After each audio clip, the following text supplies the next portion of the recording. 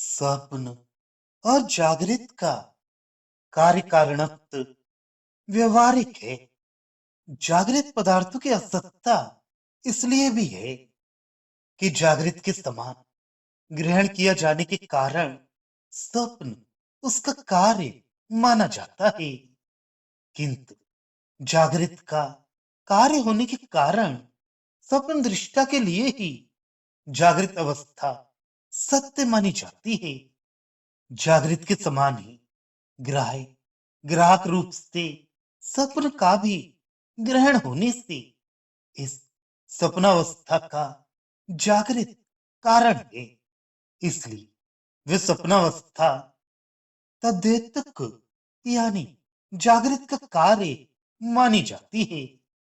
तद्दैतक अर्थात जागृत का कार्य होने के कारण उस स्वप्न दृष्टा के ही लिए जागृत अवस्था सत्य है, औरों के लिए नहीं।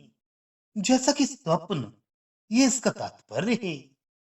जिस प्रकार स्वप्न स्वप्न दृष्टा को ही सत्य अर्थात साधारण विद्यमान वस्तु के समान भासता है, उसी प्रकार उसका कारण होने से जागृत की भी साधारण विद्यमान वस्तु के समान प्रतीति होती है, किंतु वस्तुतः स्वप्न के समान ही वे साधारण विद्यमान वस्तु है नहीं। ये इसका अभिप्राय है। शंका स्वप्न के कारण होने पर भी जागृत पदार्थों का स्वप्न के समान अवस्थित्व नहीं है, क्योंकि स्वप्न तो अत्यंत चंचल है, किंतु जागृत अवस्था स्थिर देखी जाती है। समाधान ठीक है, अविवेकियों के लिए ऐसी बात हो सकती है, किंतु विवेकियों को तो किसी वस्तु की उत्पत्ति सिद्ध ही नहीं है। अतः उत्पत्ति के प्रसिद्ध न होने के कारण सब कुछ अजय कहा जाता है। इसके सिवा सत वस्तु से असत की उत्पत्ति किसी प्रकार हो भी नहीं सकती। उत्पत्ति के सिद्ध न होने से सब कुछ आत्मा ही है। इसलिए वेदांतों में सबाह्यांतरो हुजा इत्यादि रूप से सबको अजय कहा है। और तुम जो मानते हो कि सत जागृत से असत स्वप्न की उत्पत्ति होती है, सो भी ठीक नहीं, क्योंकि लोक में भूत विद्यमान वस्तु से असत का जन्म नहीं हुआ करता। शस्त्रंग आदि असत पदार्थों का जन्म किसी भी प्रकार देखने में नहीं आता। शंका ये तो तुम्ही ने कहा था कि स्वप्न जागृत का कार्य है, फिर ऐसा क्यों कहते हो कि उत्पत्ति सिद्ध ही नहीं होती? समाधान हम जिस प्रकार उसका कार्य कारण भाव मानते हैं, सो सुनो। जीव जागृत अवस्था में असत पदार्थों को देखकर उन्हीं के संस्कार से युक्त हो उन्हें स्वप्न में दिखता है, किंतु स्वप्नावस्था में भी असत पदार्थों को ही देखकर जागने पर उन्हें नहीं देखता। जागृत अवस्था में असत अर्थात रज्जु में सर्प के समान कल्पना किए हुए अविद्यमान पदार्थों को देखकर उनके भाव से भावित हो स्वप्न में भी तन्मय भाव से जागृत के समान ग्राह्य ग्राहक रूप से विकल्प करता हुआ उन्हें देखता है, तथा स्वप्न में भी असत पदार्थों को देखकर जागने पर विकल्प न करने के कारण उन्हें नहीं देखता।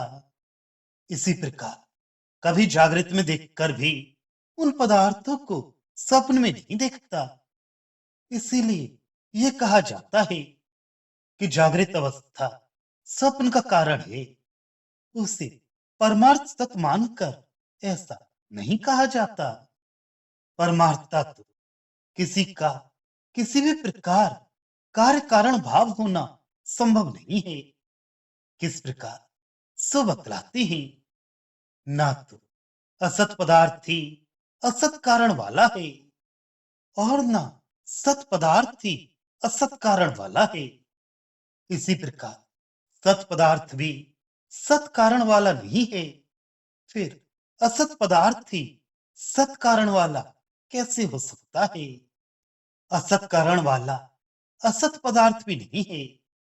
जिस आकाश पुष्प आदि असत पदार्थ का कोई शशरंग आदि असत कारण हो, ऐसा कोई असैद्धांतिक असत पदार्थ भी विद्यमान नहीं है।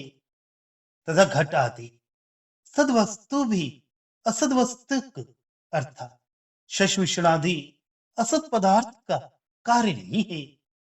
इसी प्रकार सत यानी विद्यमान घट आदि किसी अन्य सदवस्तु का भी कार्य नहीं है। फिर सबका कार्य असत ही कैसे हो सकता है?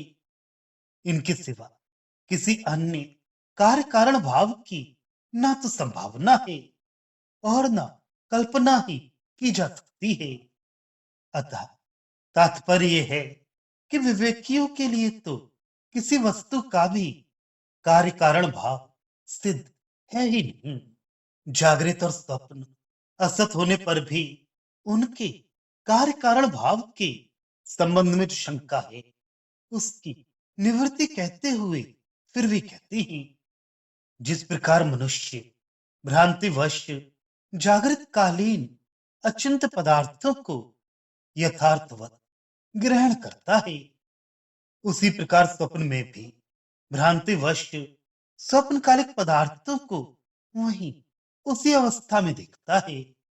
जिस प्रकार कोई पुरुष विपर्यास अर्थात अविवेक के कारण जागृत अवस्था में रज्जु सर्प आदि अचिंतनीय अर्थात जिनका चिंतन नहीं किया जा सकता, ऐसे पदार्थों को भूत परमार्थवत स्पर्श करते हुए से कल्पना करता है, उसी प्रकार स्वप्न में विपर्यास के कारण ही वह हाथी आदि को देखता हुआ सा कल्पना करता है, अर्थात उन्हें वह उसी अवस्था में देखता है, ना कि जागृत से उत्पन्न होते हुए।